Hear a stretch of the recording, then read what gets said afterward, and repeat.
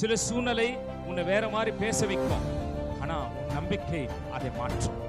ஆமென். மீண்டுமா சொல்றேன், சில பிரச்சனைகளை பார்க்கும்போது உன் நம்பிக்கை அவமானது போல இருக்கும், உன் நம்பிக்கையை உன்னை விட்டு போனது போல இருக்கும். கர்த்தர் இருக்கிறாரா, கர்த்தர் செய்வாரா, கர்த்தர் நடத்துவாரா, நிச்சயமா அப்படி எதிர்காலம் பிரகாசமா இருக்குமா, நிச்சயமா நாளை என் பிள்ளைகள் ஆசிரியமா இருப்பாங்களா, நிச்சயமா ஊழியம் வளருமா, ஒரு கேள்விக்குறி போல இருக்கும்.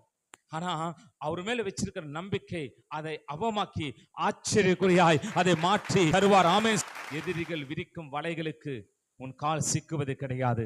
ஏனென்றால் உன்னை காக்கிற தேவன், நீ அவர் மேல் நம்பிக்கை வைத்திருக்கிறபடியாலே உன் காலை கல்லில் இடராதபடிக்கு தூதர்களை வைத்து அவர் காத்துக் கொள்வார். நீ கடன்ல சிக்கிக் கொள்ள மாட்ட, நீ பிரச்சனையில சிக்கிக் கொள்ள மாட்ட, நீ போராட்டத்தில் சிக்கிக் கொள்ள மாட்ட, நீ அவமானத்தில் சிக்கிக் கொள்ள மாட்ட. ஏனென்றால் உன் தேவனாகிய கர்த்தர் உன்னை காத்து நடத்துவார், உன் கால் சிக்காதபடி காப்பார்.